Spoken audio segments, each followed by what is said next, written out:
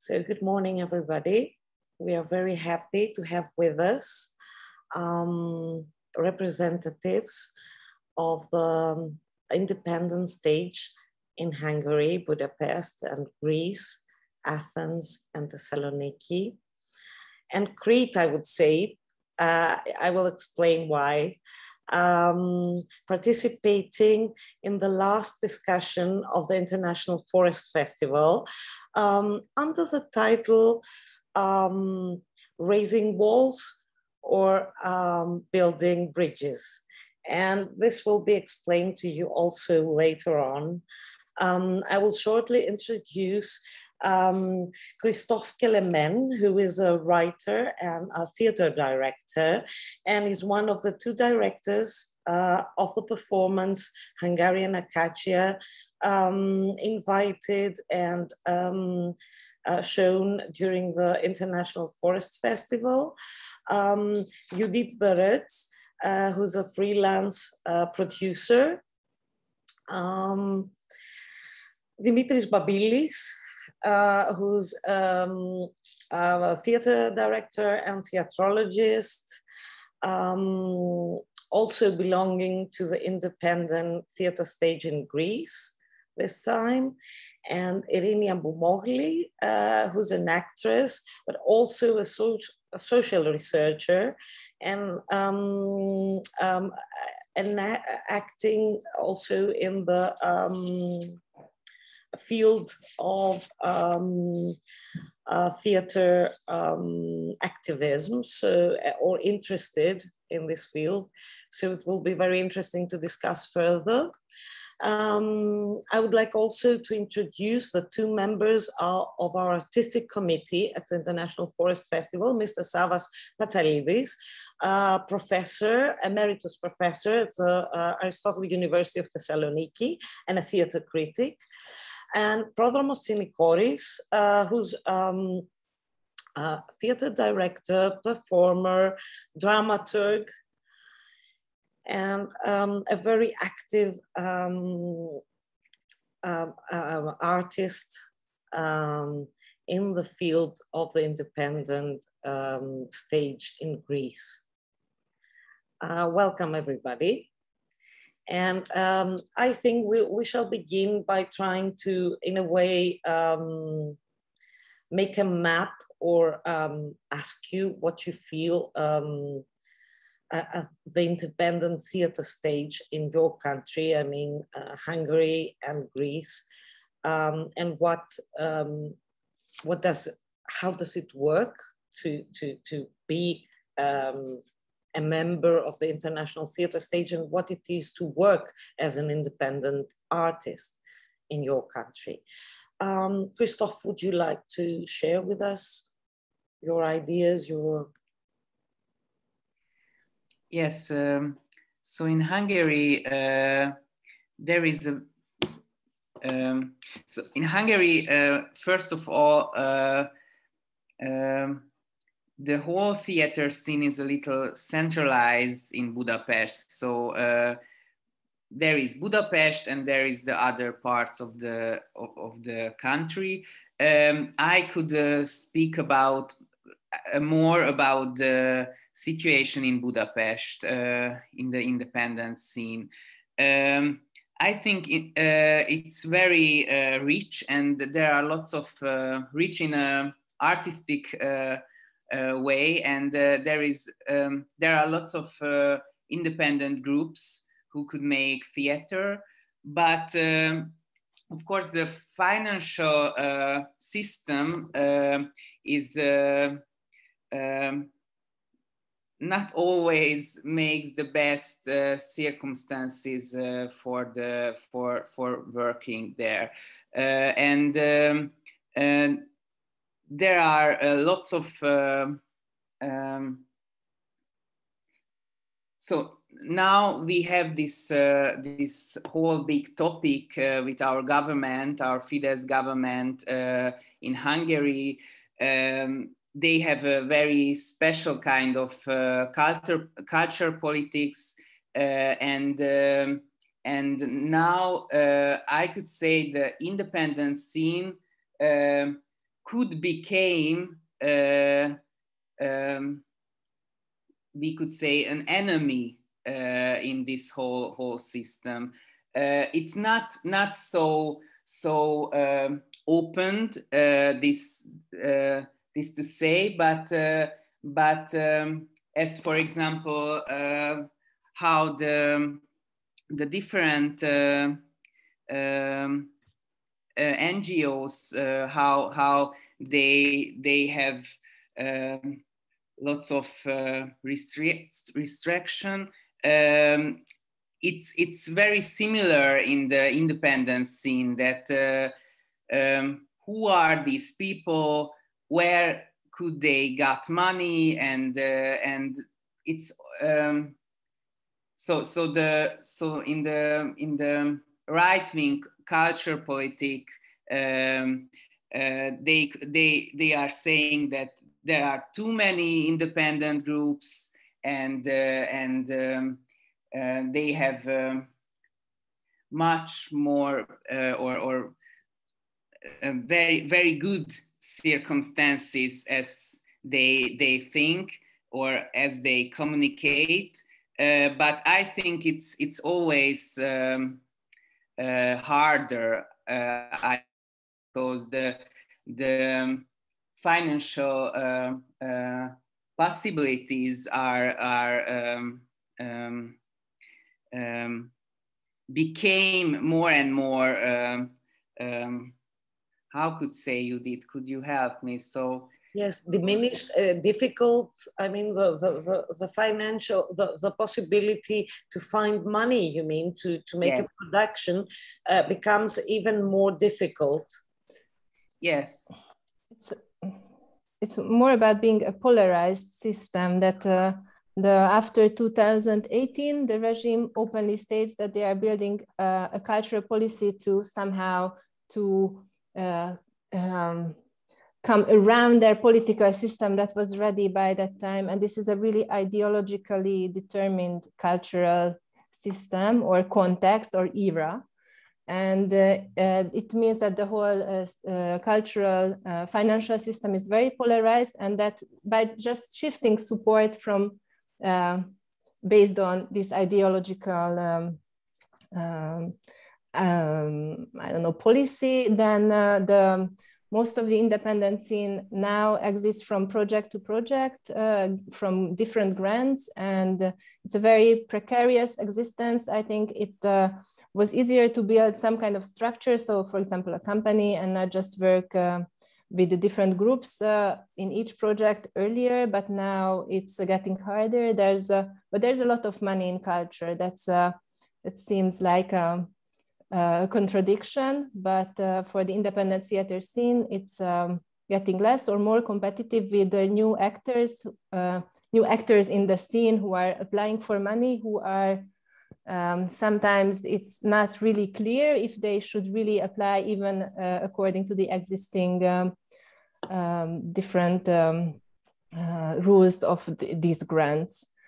And what's also maybe what we should add, so you can understand the situation better, as to censorship. There is no censorship in the sense that you cannot say anything. You can say anything and you don't really put yourself in harm's way directly. So I just talked recently to someone from Belarus who lives in Poland, and it's nothing like that situation. So it's not being afraid for your safety or anything like that. Yeah, and some even prominent or young makers left the country, but not in fear for their safety. It's more about being able to work and realize something that you artistically imagine to realize. I think we fully understand, and thank you for this input. I would say, Dimitris, Irini, would you like to take the floor? I can wait for Irini. Okay, thank you. Actually, I would like to ask a question about the Hungarian situation. You said, Judith, that people are not afraid to say their opinion. At the same time, there are a lot of money going to theater, to arts, but the independent theater doesn't get as much funding. But could independent theater be verbally against the regime? Yes, yes, you can quote Orban, as in Hungarian Acacia, Orban is quoted, and it's you can be critical, you can be openly critical, you don't have to have it in the subtext, you can you don't have to hide it, but if you want to get more money, then or if you want to, like for example, for makers to have a clear step-by-step career, and to in Hungary, it means that you end up in an institution, or you end up leading some kind of institution, even if it's not a building, a theater building, then you sort of censor yourself. So it's like an internalized censorship if you want to get ahead. It's tricky.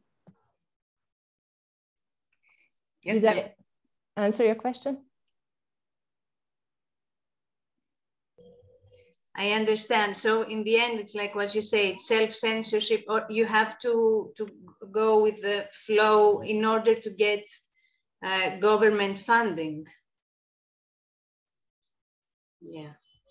Yes, that's it. There is also always a fear in the scene, for example, different theater buildings, in the directors or the leadership of the theaters, that how many politics could we have in our theater? And it's always a question that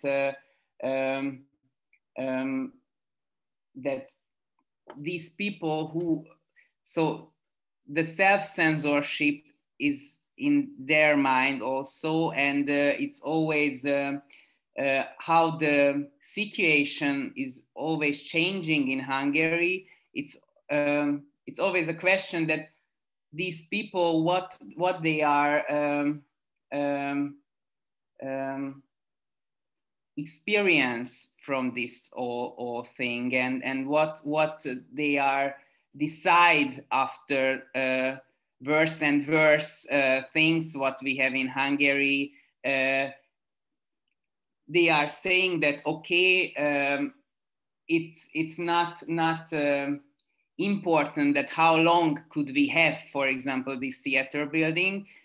We should do what we are interested about it, or what we think it's important, or they should be more real politics and say that okay, it's already too much. And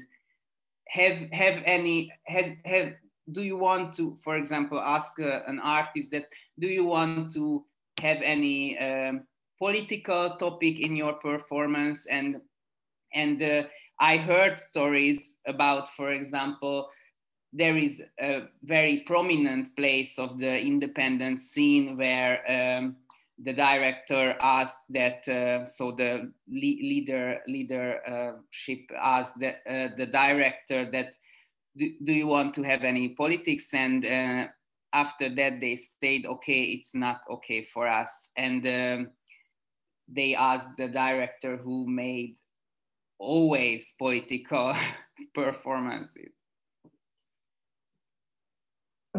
Just quickly, one thing that you can make it a policy to be critical. Like, it's not a theater, but there are some performing arts influences of Biennale in Hungary. That's their they claim to live or exist without government funding, and that's part of their identity. So you can make this happen, but then it's a very precarious situation.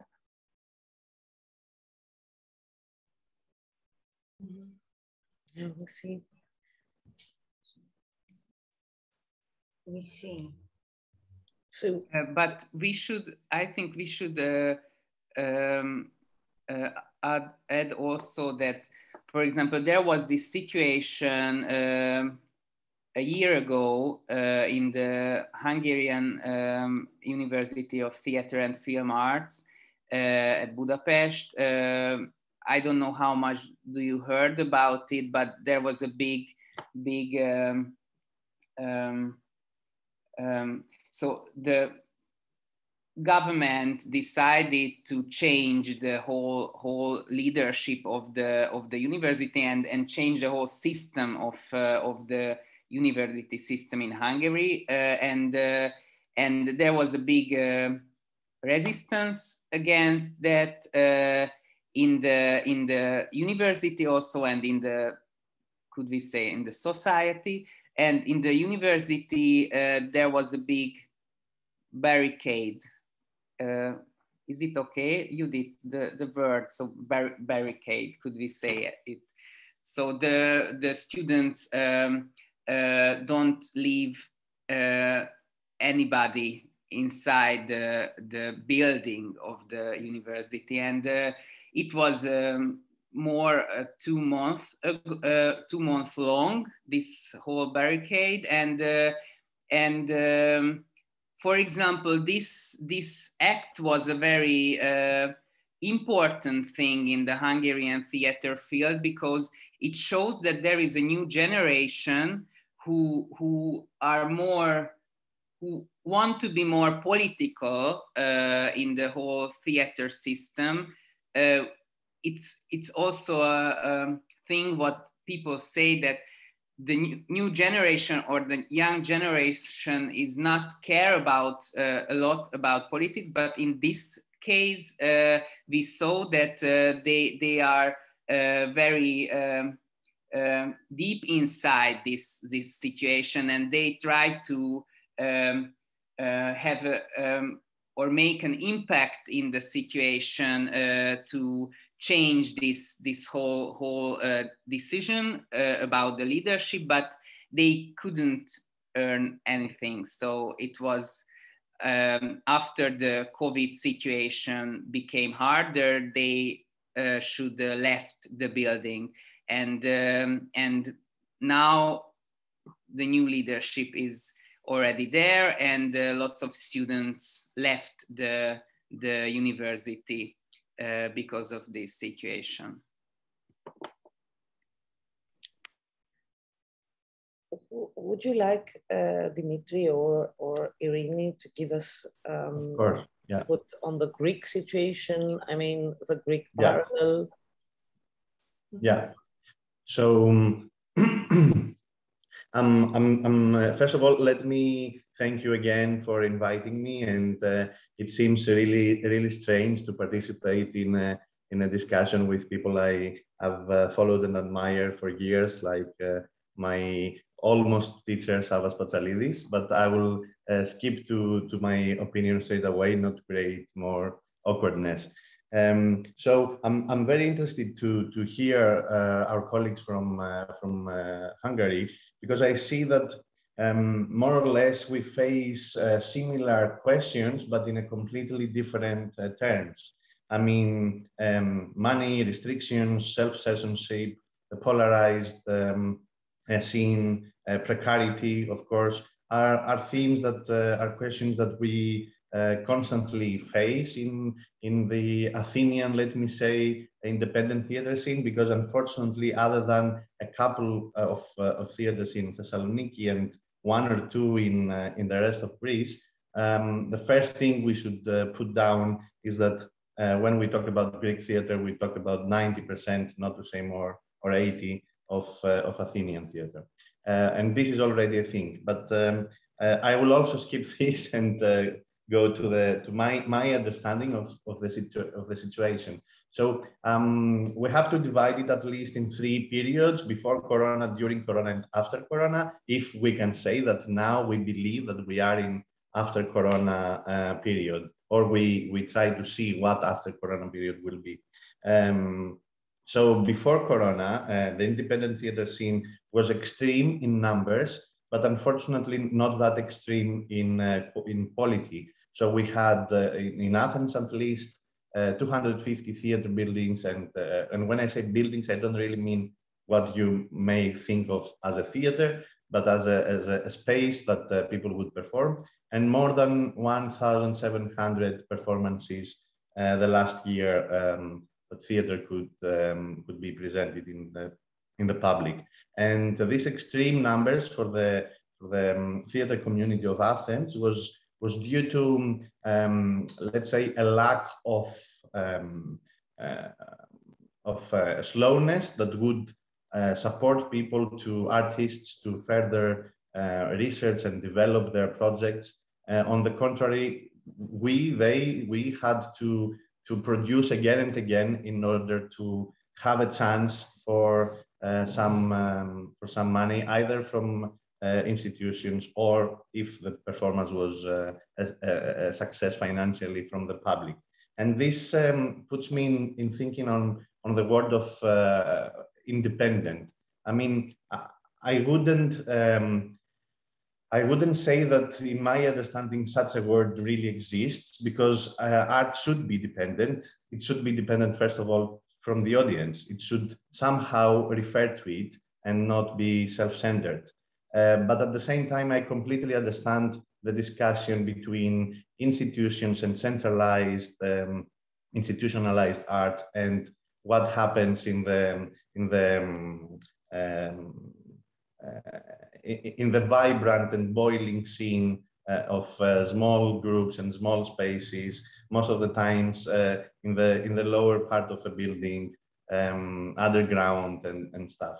So I wanted to quote a phrase that I heard once, and it really helps me to understand what's going on here. It was Athina Athanasiou that said that when we talk about dependency from an institution in arts, we should never think of inside or outside. We should always think in relation to, in the same way that when you are in Paris, you are always in relation to the Eiffel Tower, even if you are not inside and you are in a suburb away. You always know and think where the institution is.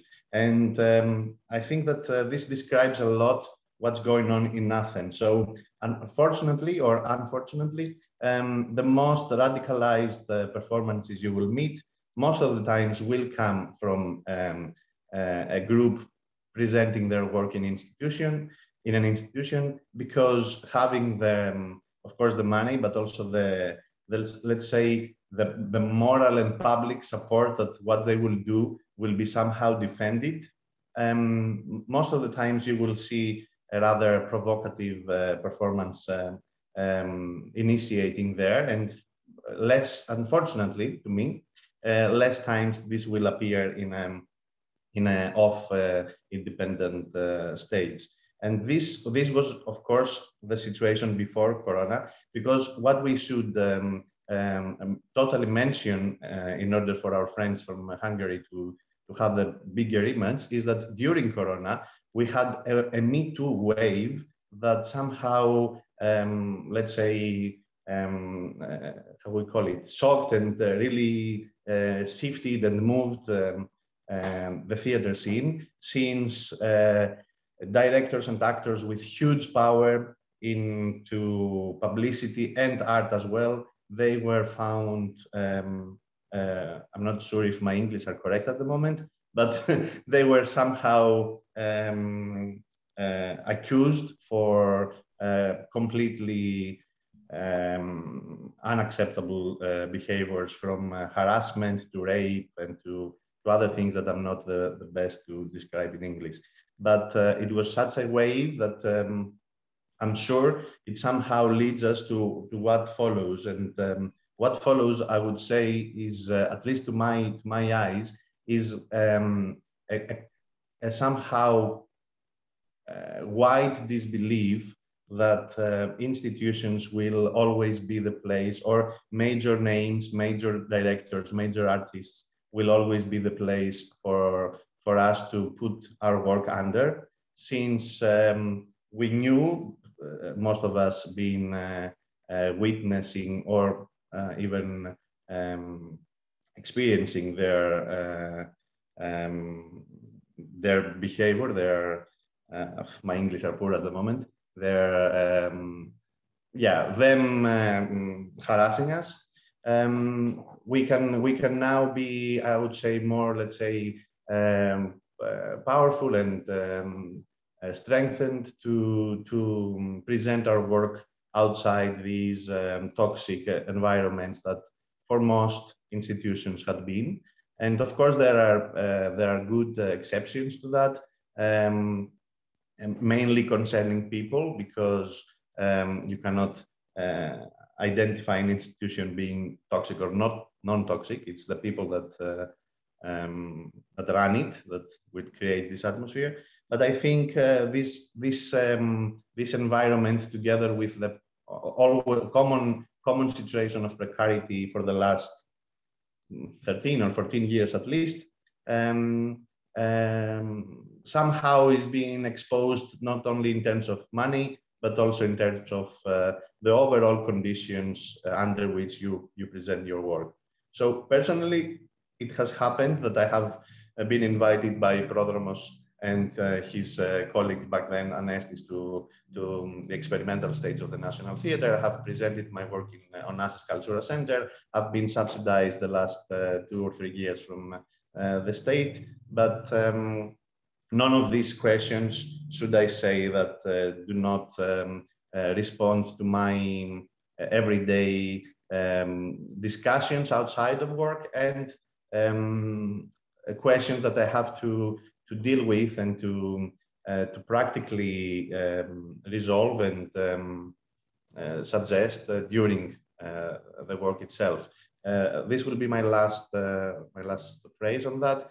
Before we started our last rehearsals, we had to discuss a lot on what should the conditions be after all these shift that Me Too pushed us to now realize and not hide for the ones that didn't experience such a behavior before, and of course to empower the ones that were victims of it. Victims is not the correct word, but excuse my English. Thank you, Dimitri.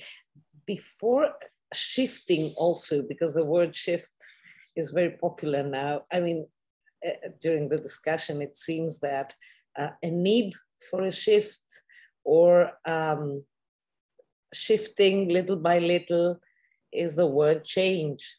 In theater and performing arts, it's very important.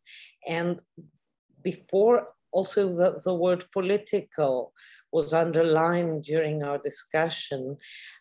So before going to Irini and asking her about activism in theater, I would like to have your input, Savas, as being a professor, but also a critic for many years now. You have a very clear view on the independent stage in Greece, but also outside.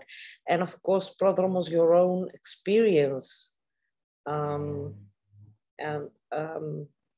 position to this, and also being, as Dimitris mentioned, a director at the experimental stage of the National Theatre. Your collaboration with teams or artists of the independent stage is also a very important experience that we would like you to share in a way with us. So Savas, would you like to? I think better Prodromos, better talk first, and then I would somehow reflect on what everybody says concerning activism and political theater and other stuff. So I guess it's better to hear Prodromos ideas. And then Irini, perhaps. And then we can open up. Then we can open up the discussion to things that relate to everybody. Good. Prodromos, would you like to? No, I would like to Dimitris to. No. It's a joke. Yes, thank you, Savas. Thank you for the invitation, Amalia. I will also make a quick catch up on the pre-COVID era, and just mention that everything is connected to the way we do theater, what we do in theater, how we do theater is connected with politics, and it can't be any way different. So I think just for the context, we have to mention that there were subsidies for the independent theater scene until 2011, 2012. And then in the framework of financial restrictions and memoranda imposed by the European Union and the IMF, subsidies were cut.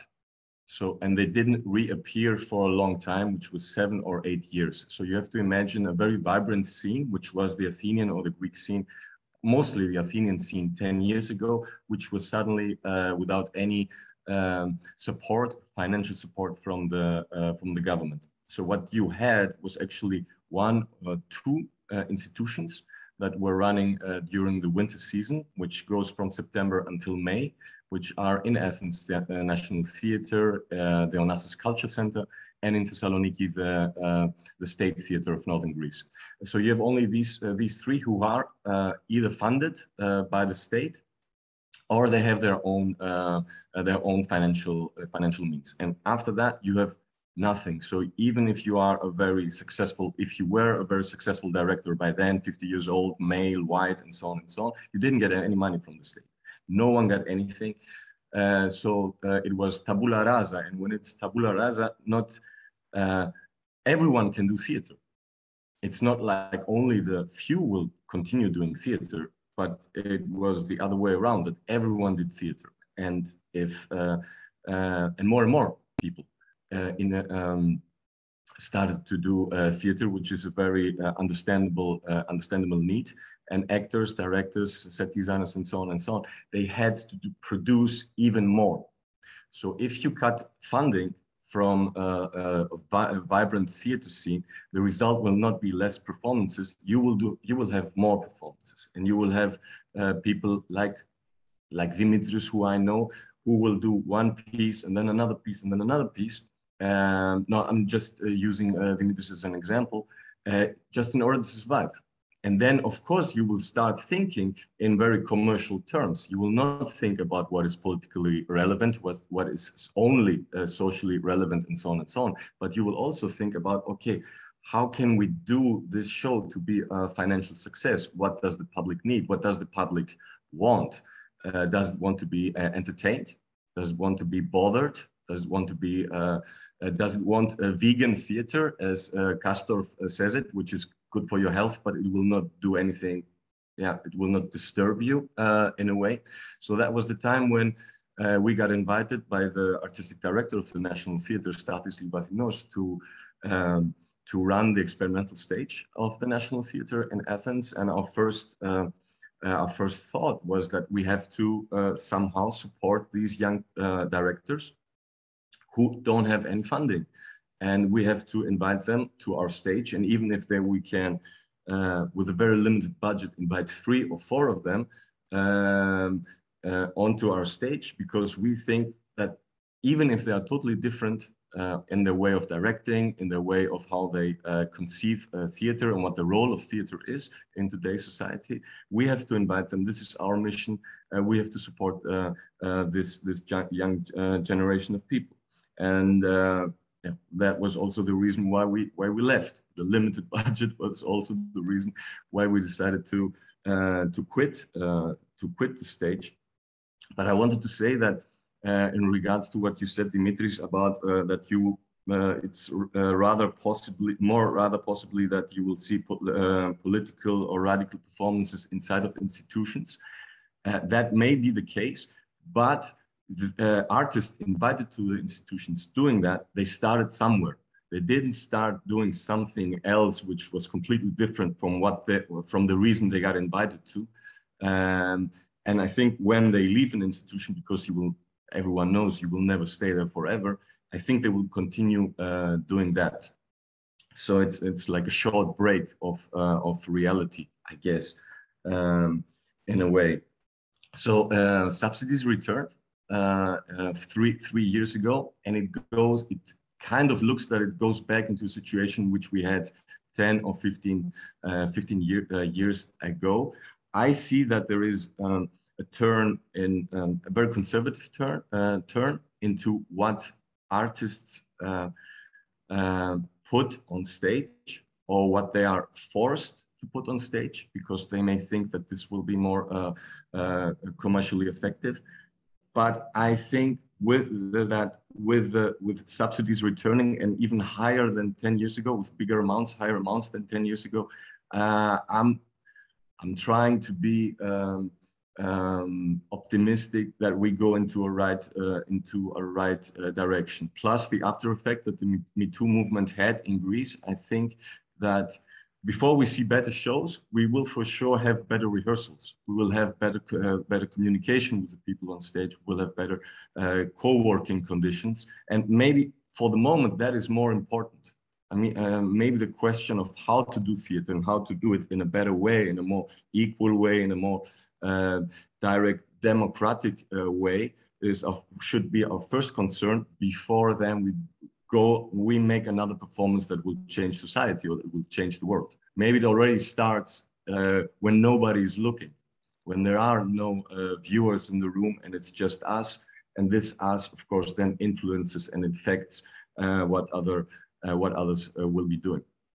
And Savas gave me a nice pass before that I start, so I will give him a nice pass. Because Savas is not only all of the things that you described before, but he's also part of the board of the subsidy board of the culture minister. And it would be interesting to know, because he has to read all of these applications that come, it would be interesting to know what are people or young artists nowadays proposing. Is it socially relevant? Is it not socially relevant? Is it has it a nostalgia turn to the national story, to the cultural tradition of this country, to the ancient past of this country? Whenever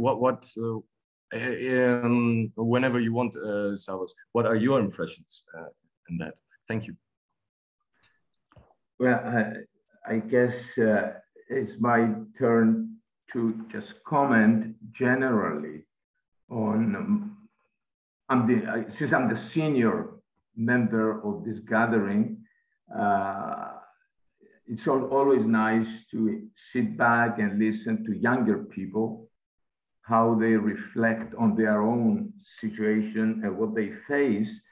I guess, and I will go back to later to what Prodromos said about state funding, since I am a member for some years now of state funding, and what we are expected to do and how to deal with government money, how it's distributed. But let me first say that it's a blessing and a curse to experience a period of transition like the one we experience now. It is a curse because theater is faced with new challenges, unique challenges, and that it has to deal with, and a blessing because every time theater experiences crisis, it also experiences hope. So yes, your generation is both blessed and cursed. And I guess what theater experiences now is the challenge to deal with this idea of newness. New. It's new politics, new economics, new agendas, new realities, new technologies. In other words, your generation is in, shall I say, is called to redefine this idea of new, and also new audiences. I understand that you are in search of new audiences. Have you asked yourself, you're experimenting, and you're catering to whom? Who is this new audience out there? What are the expectations of this new audience? Have you ever considered whether what you're doing relates to these new audiences or just relates to your own dreams? I mean, Have you ever asked yourself why you do not have big crowds? You experiment, but you have you appeal to a small group of people. So are you doing political art or elitist art? If you have 10 people out there following you, have you ever asked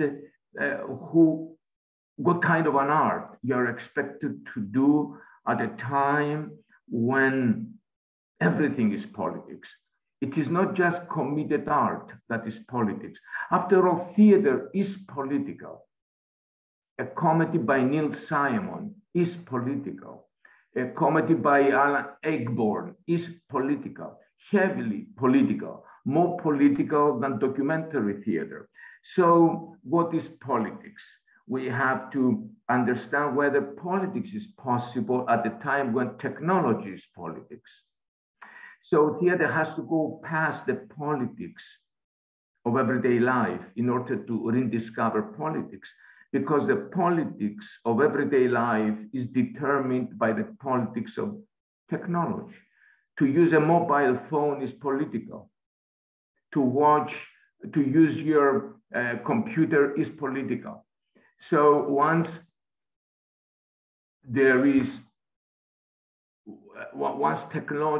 technology intervenes between our dream and the real thing out there, then the major challenge of theater today is to rediscover ways to reapproach reality, or rather find ways to discover reality. Because the more advanced technology is, the less reality we get. So the job of theater is to find out what is real. Where is this real in order to put it on stage? Because the real is never given to us directly. It is always given to us through technology. So I think this new generation has to put as a priority on your agenda, because you are the new generation. The major question would be this: what is real? You cannot take the real for granted, whether you are doing docudrama, documentary theater. So who says that the documents you bring forward by immigrants and by the marginal people is real? So I guess the major challenge is to turn political theater into a new theater, is to convince me that you have new ways to approach the real. That's why I many times, and of course, Prodromos and others know that I many times have second questions about the possibility of documentary theater or site-specific theater or devised theater to tell me what is real. In other words, I have second thoughts whenever I have a witness, like Rimini Protocol witnesses, you know, to tell me stories. I admire their stories. I'm moved by their stories. But again, I have the same question. Are they real? Do they show me more things about the real? After all these stories are put together by the director. So they are put together like in Hungarian Acacia. This a production I liked a lot. And I liked its political angle. But again, all the truths that are there are the truths of Christoph and the people who put the show together. So I guess my feeling is that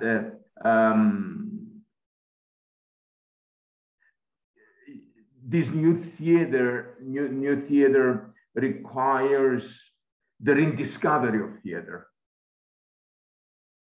We have to go back to the roots. What is theater? What is theatricality?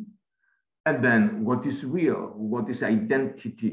And once we raise the questions, we have to find the form to accommodate these questions. So that's why I said at the beginning that your generation experiences a curse and a blessing.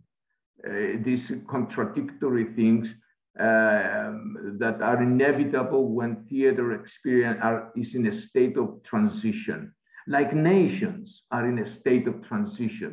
Identities are in a state of transition. What is lost for your generation are the certainties of theater. You have to experience uncertainties. And how do you deal with uncertainties? Once you do not have the security blanket of certainties. And this is a very general comment. And to go back and very briefly and answer Prodromos' question, whether the proposals we had regarding fundings, my answer is a big no. Very old, out of fashion, trendy, most of them indifferent. That this is a resume of most proposals we received which were asking for funding. They had nothing to do with what I'm just raising now as an issue, to rediscover the potential of theater at a time when technology is better theater than real theater. So this is, I guess, in my mind, the major challenge for the new generation, to show that theater is more important than technology. And this is, again, something that I couldn't find in many proposals submitted for funding to our committee. I'm not saying that they were bad. No, they were still within the comfort zone of certainties. What I'm claiming here is theater to move beyond the comfort zone and face the uncertainties of the era. Aesthetic uncertainties, political uncertainty, that is, to be daring enough to risk redefinitions. This is the whole thing, without security blankets. Take the risk of surviving without security blankets of all sorts of certainties. That's my feeling. And I'm talking to a new generation. I'm not talking to my to old people. That would be very different, but talking to people in their 20s and 30s, whatever is the people of tomorrow, I guess that would be my advice. I guess that's all about I have to say. Thank you for being so patient. I'm sorry to interrupt you a little bit. No, but I'm just done. Unpolitely, yes, you put forward very, very important questions, and you opened up our discussion, and thank you for this.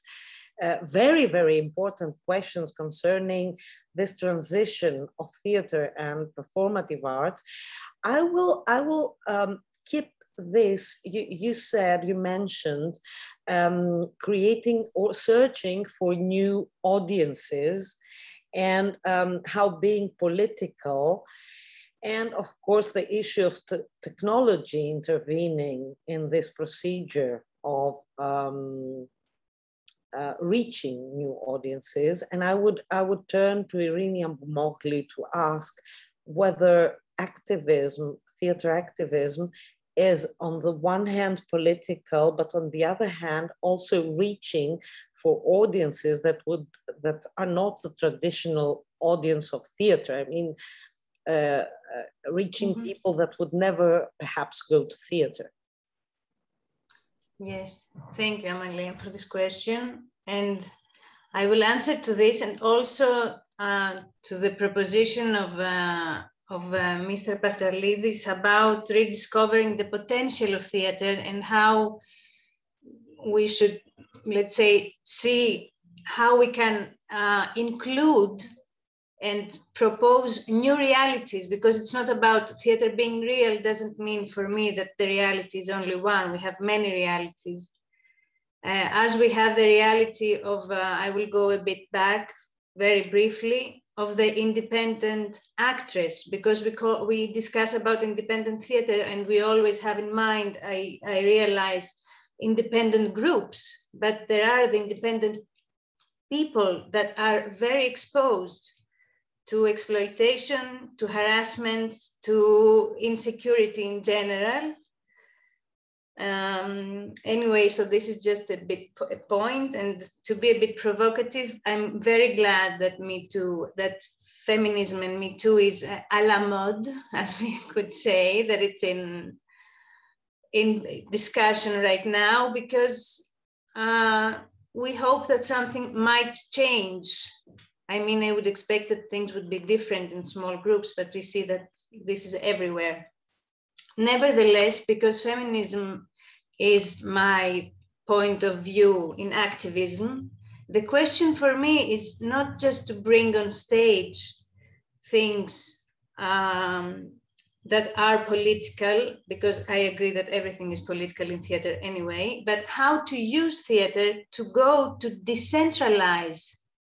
I have been working in Crete, and I have been working with in a small village with the women of the village, trying to see how I can use theatrical tools, actually, or exposure, or discussion, or recreating their biography, so that something might change by role-playing, by discussion, by recreating, by letting them propose.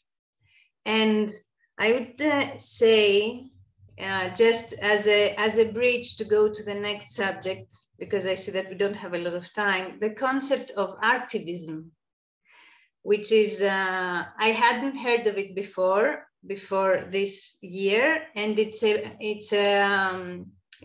new neologismos, it's a new word, art and activism brought together, and it's about initiatives all around the world, actually, that have been trying to use art, all different forms of art, in order to make people's lives better, because art is something like this as well. When you go to the theater, you want to be also entertained, also to see something, to get attached, to identify with something, I would say. And because I do believe that maybe I have been thinking while Mr. Patsalidis was speaking that, yeah, maybe the way to put realities on stage is the new theater, because documentary theater has growing more and more in the Greek stage, let's say.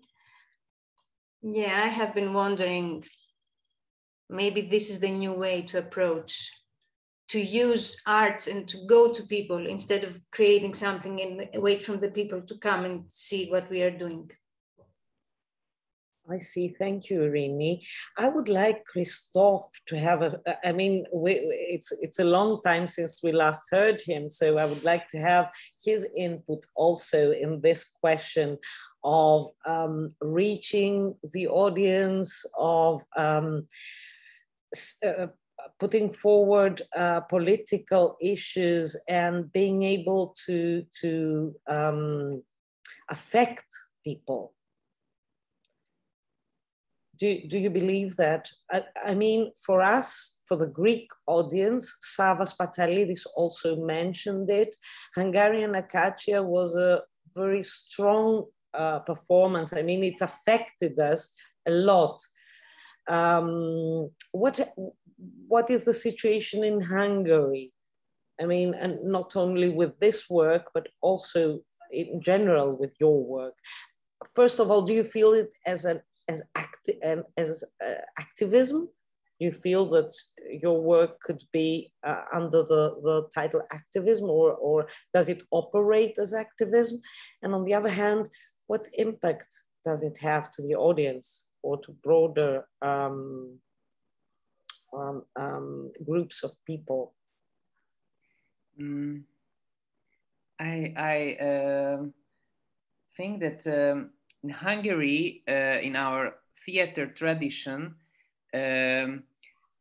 we have from the socialist period this kind of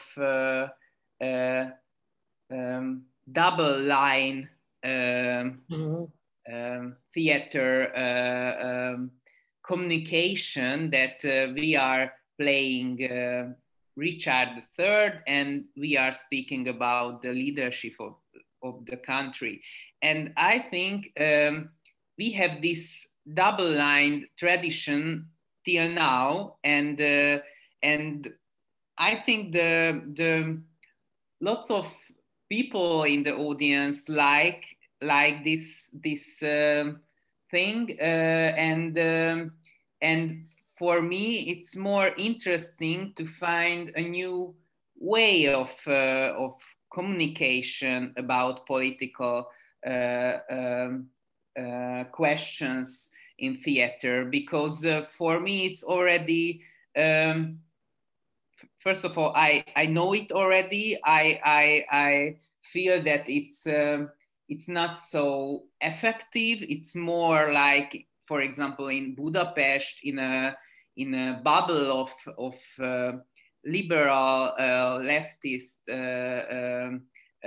intelligent people, and we are laughing about different things what we have. So, for example, it's also a thing that there are lots of very bad and I don't know, frustrating things in the political field, and the people like to laugh about it in the theater. So it was also in the socialist era. I don't know the right word, but it was like psychologically it makes easier to bear the whole system, or to survive in the system. Yes, so for me, for example, it's more interesting to find the new ways of it. And for example, in Hungarian Acacia, we make experiment to find a new way of it. But of course, it's so we called it how we are calling. You did it's post-fact documentary play. Yes, am I correct? Yes, yes. So it's also shows that how we are. So we are speaking about this whole post-fact politics, and what Savas mentioned, that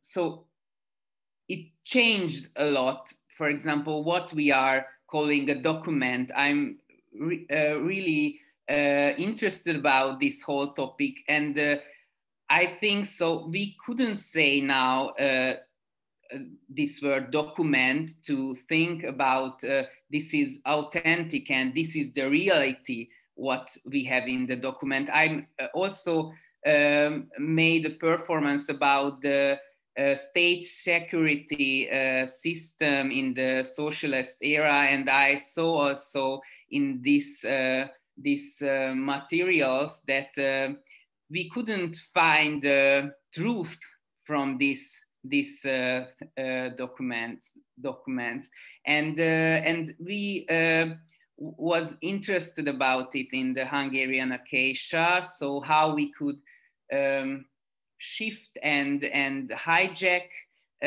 things and different questions and different symbols, because we saw that this is our reality now. Okay, and this is a very, very good time to ask you about your relation to language and the way you use language in your theater. But first, I would ask Prodromos Tsinikoris just his view on documentary theater, since you are closely engaged to it, Prodromos. Is the aim to discover the truth, or what? To be political, to engage in activism, or what? Thank you, Amalia. I was dying to answer Savas before, because I appreciate, he knows that, I appreciate him a lot.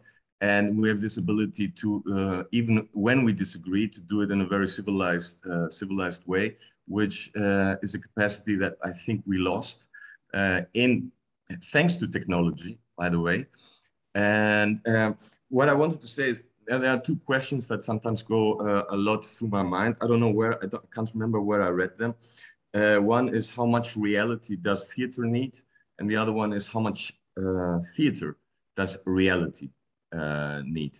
For me, when we speak about theater of the real, or documentary theater, and so on and so on, the aim is not to present the real. Just as Irini said, there's not just one reality.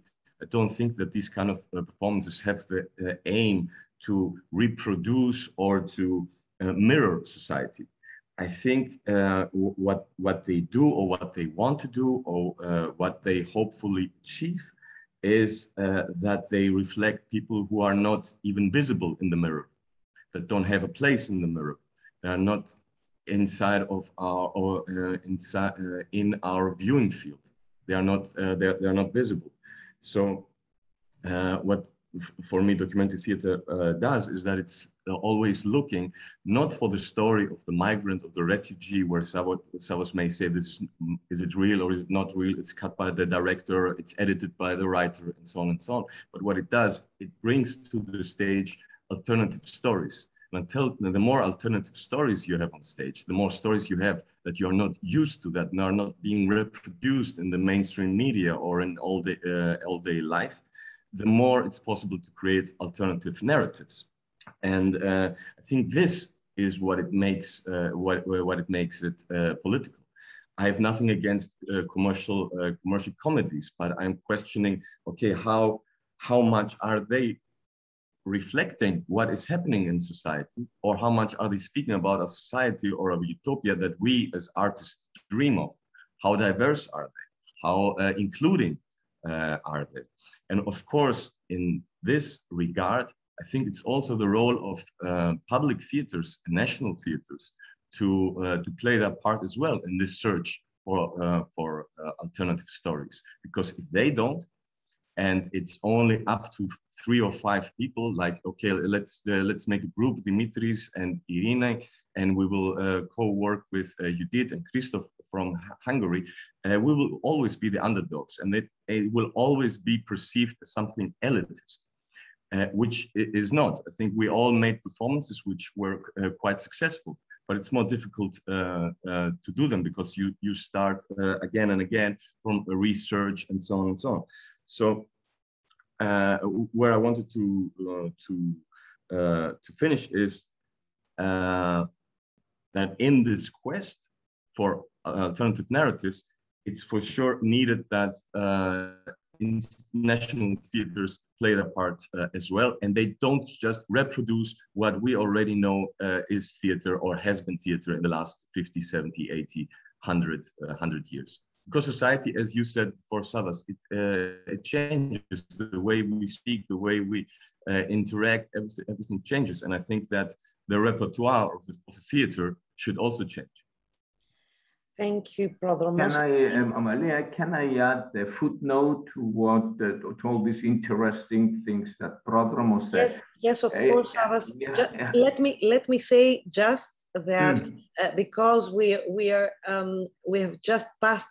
Okay, I withdraw. No, it's okay. I give other people more time.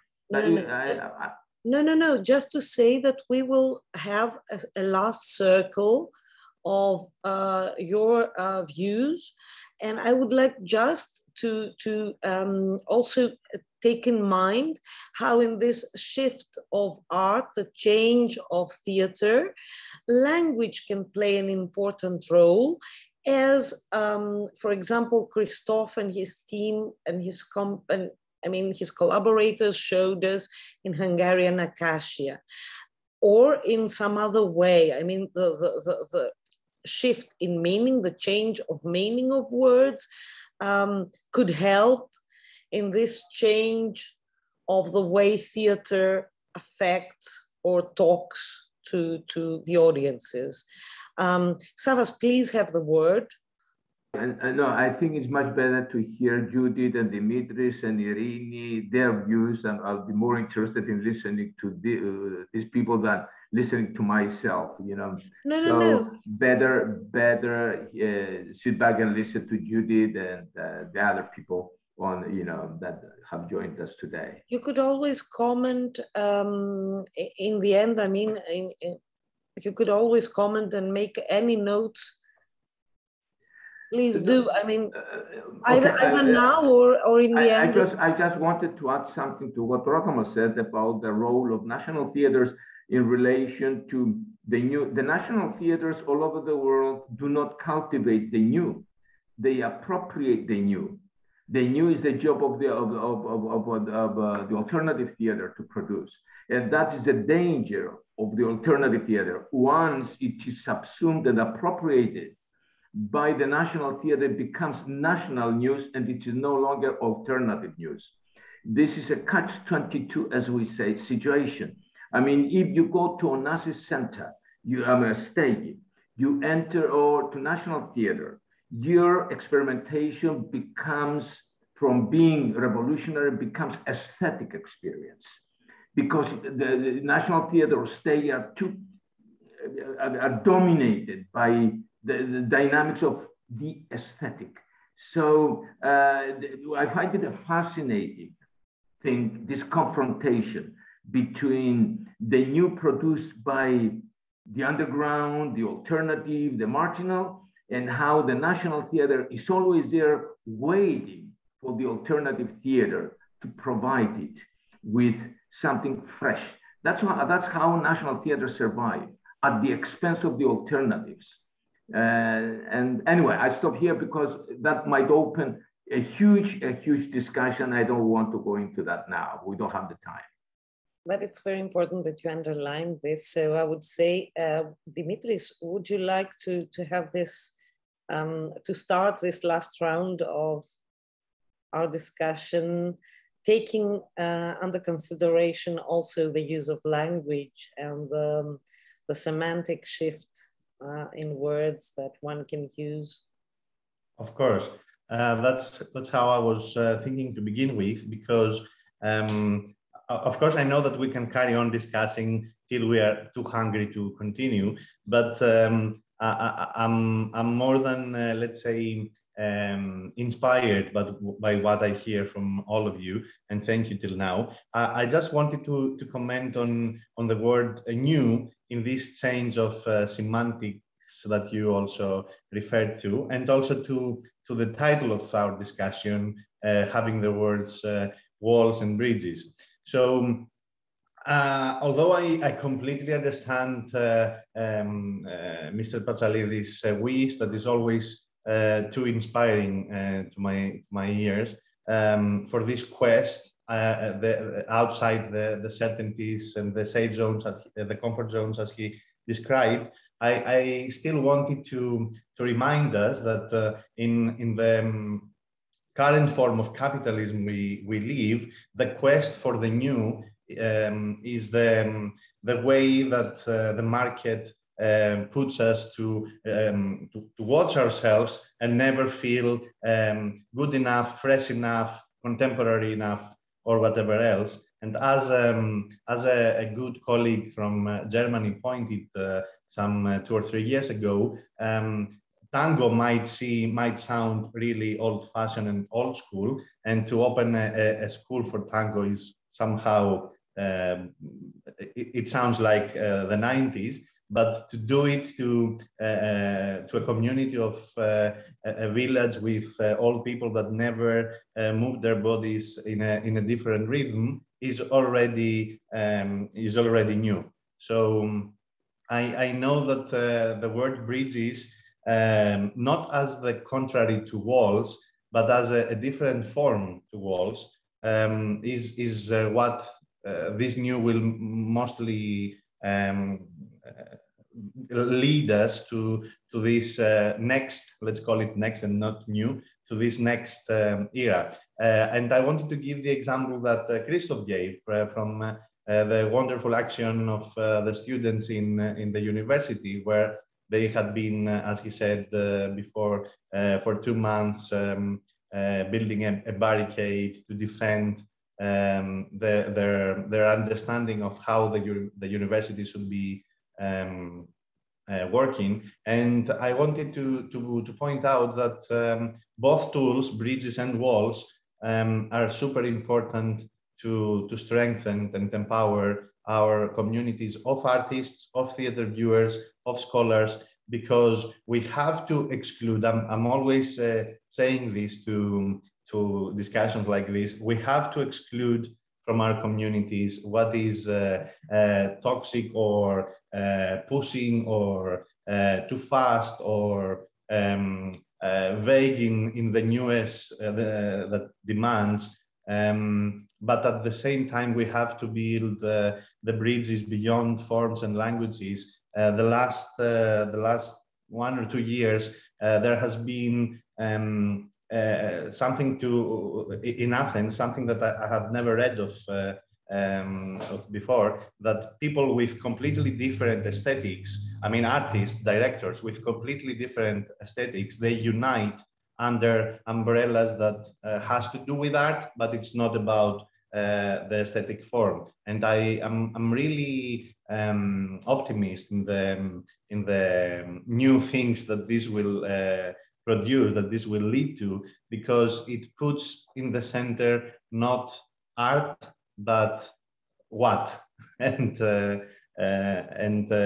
we all know that there are different ways to discuss about this or that, but the context, as I always say to my colleagues, the context is what will make us differ to some others, and not the aesthetics. This is why I wanted to disagree with Mr. Patsalidis that performance itself should be the reason for it to be radical or shifting society to one direction or the other, and not the place that it was presented. Because to give an example, most of us know,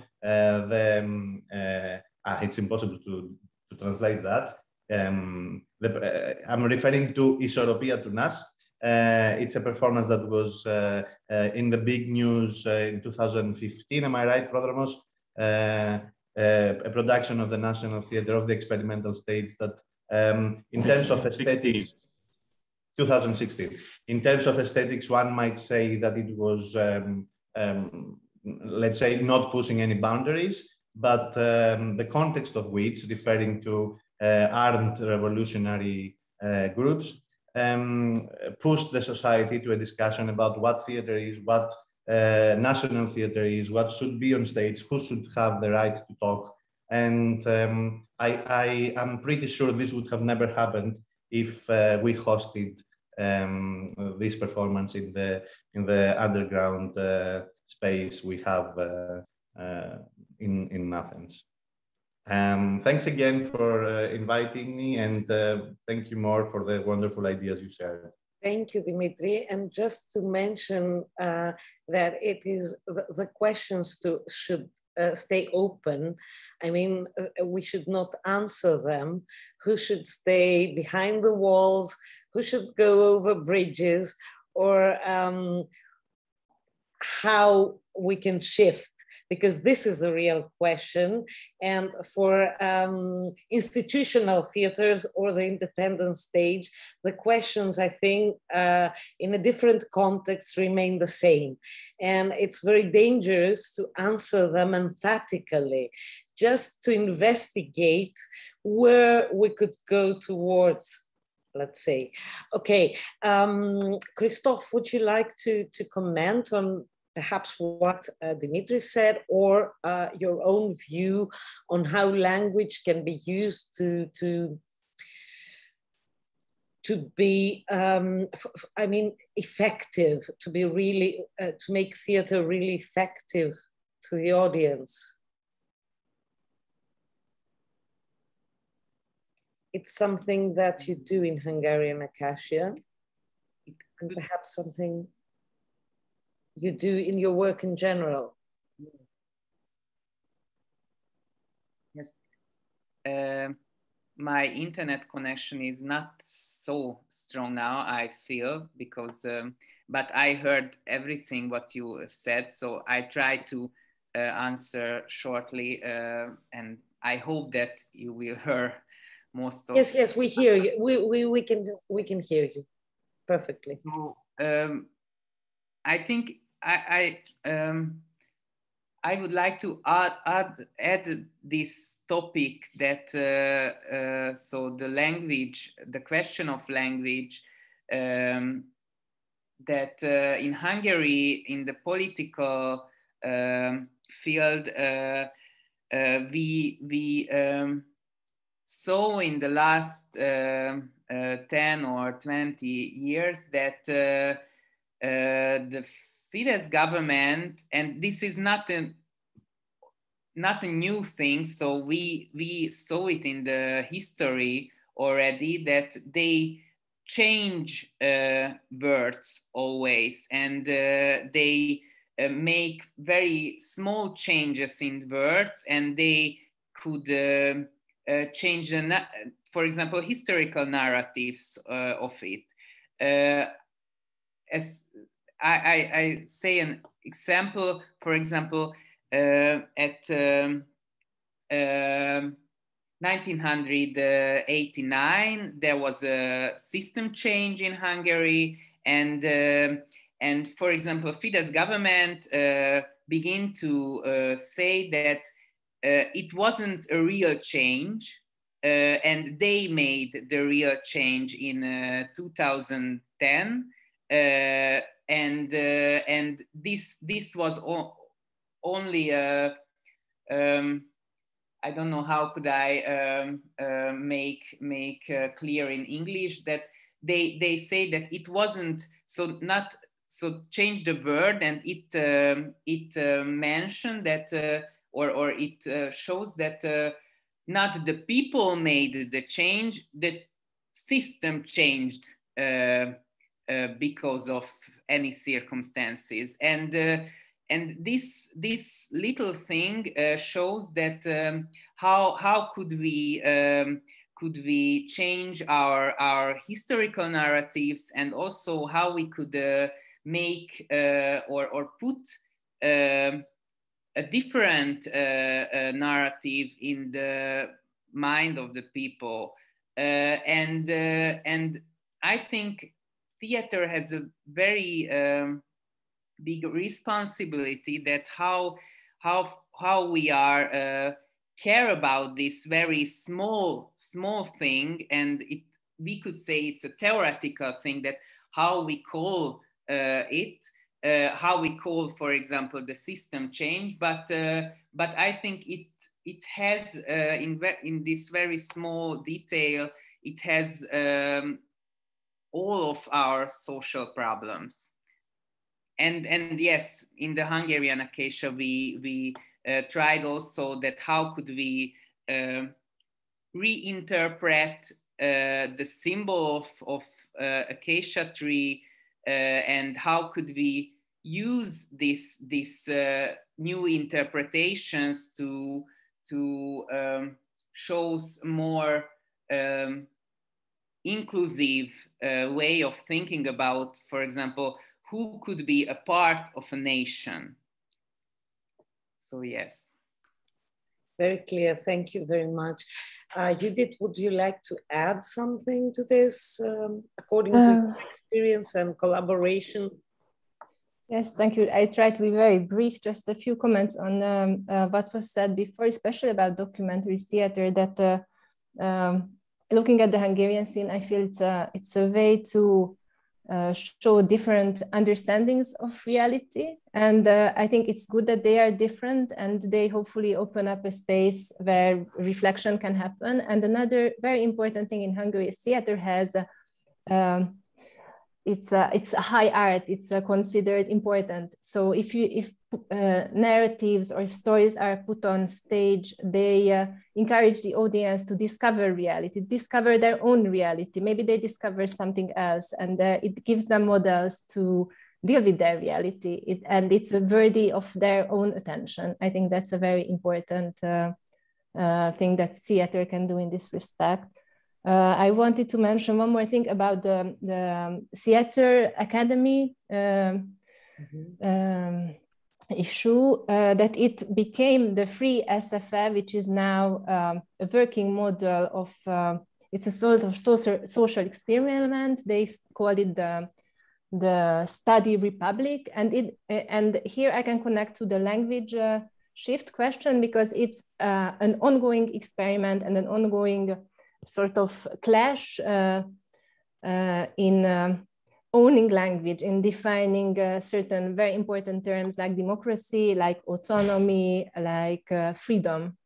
And there's a sort of a battle for the power of definition in the Hungarian political and art scene, that these students who blockaded the university, who actually not just the mental space was in their hands, but the actual building. And losing the building did not mean that they lose this battle, I think. So it's still happening. Yes, I think I don't want to take up more time, but thank you very much for the invitation. It was really nice to discuss things with you and to learn about your situation. Thank you too. It sounds, it has a lot of similarities and small differences, I would say, from what we heard. Thank you so much. Irini, would you like to add to this idea of walls and bridges and the idea of having language reinterpret our reality, Yes, I would like to talk about, first of all, what Judith said about how to define, to redefine, or how words like democracy, like autocracy, like health, freedom, in the COVID era, socially speaking, not theatrically speaking, we have this use, but it feels like we don't have content. The content means very different things depending on who says the word. Like, is democracy, the way I mean it, the same as someone else, that we don't share the same social and political views? But it's still, the word remains the same. So I think that there is a huge clash and a vague, very blurry period that we go through about crucial, words, actually, words that we have to redefine and agree again, like make a new social construct about what we are talking about in order to communicate. But apart from that, I would also like to say about the appropriation of language, the appropriation of words in a political context, about how the meaning will change because I will use it differently, not because someone else decides it, but if I keep saying, for example, for the LGBT people, that being queer used to be a bad thing. Now it's very weird for us, but it used to be a very slur, a very bad word to call someone queer. But now being queer is being somehow in as well. So it's cool to be queer, but you used to go to jail in the United States if you were called queer. And I would like to say something that is a bit different, that has to do with the way people perceive words.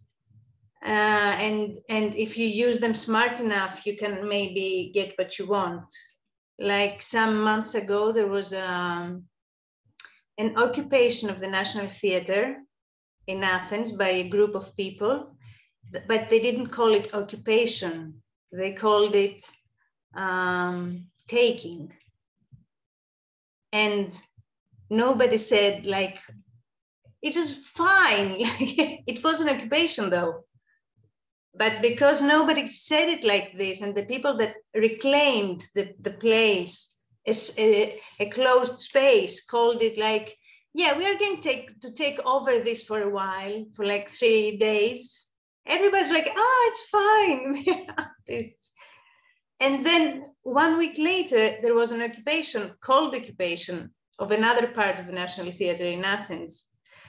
And then it was, a lot more people came though, because it was an occupation and it was something maybe people could understand. I don't know, maybe Dimitris could say more about, because I wasn't in the second one. But I mean, you know, how to say things also creates meaning. It was interesting that not in terms of numbers, but in terms of communities, different people came to one and the other. I think in terms of numbers, it was the same, but having been present to both, yeah, there were different people. But was it the continuation of the first one? So it was the same thematic, the same aims of taking and occupying? Well, the second one was more, yeah, the first one was about maybe more about theater and the future of theater and how to create common ground in a way about the future of the theater, let's say, and where the claims were mostly about the theatrical existence. And the second one was also about that, but it had also different themes. So it had different discussions. So maybe this is also why different people came. Yeah, I guess. Nevertheless, it was a political choice not to call the first occupation. And it was explicitly presented by the people who did this, taking over. And thank you very much. Yeah, sorry to interrupt you, Irini. We work together with Irini, so we are very familiar to talk one after the other. So yeah, I just wanted to add that as they were putting it down in paper, the ones doing the first one, the taking over, it was also referring to Me Too wave that had just crashed, whereas the second one was more focused on COVID. Oh, I disagree. Sorry, just the last thing. The second one had a whole round table about feminism and the Me Too movement, Dimitri. That's it. The good is that we never agree or exactly agree with our collaborators, or inside a discussion. And I think this is very optimistic. I would be very, very disappointed if we agreed on everything. Nevertheless, we can have an open field for thoughts and also practical approaches on theater anyway. So I would thank you all, of course, and I would ask Prodromos and Savas just for a closing sentence, phrase, I'd say. Dear Savas, I'm looking forward to disagree with you.